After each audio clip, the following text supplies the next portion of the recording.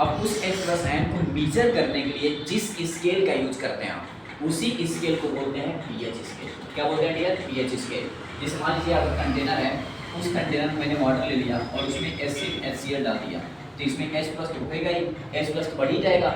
अब H plus जब बढ़ जाएगा तो H प्लस को मेजर करने के लिए जिस स्केल का यूज करते हैं उस स्केल को हम क्या नाम देते हैं? pH scale. आई होप समझ चुके हैं। याद करिएगा pH is a number which indicate acidic basic nature of a solution according to Danish chemist Sorensen।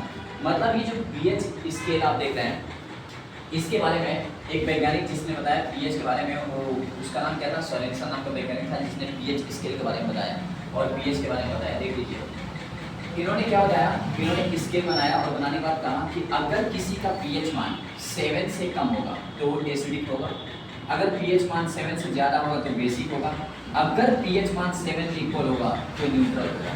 यानी हम डायरेक्ट लिख के बता सकते हैं अगर pH मान जैसे किसी का आया 7 तो आपका क्या हो जाएगा? आपका न्यूट्रल हो जाएगा। अगर 7 से कम आ गया एसिडिक हो जाएगा, 7 से ज़्यादा आ गया बेसिक हो जाएगा।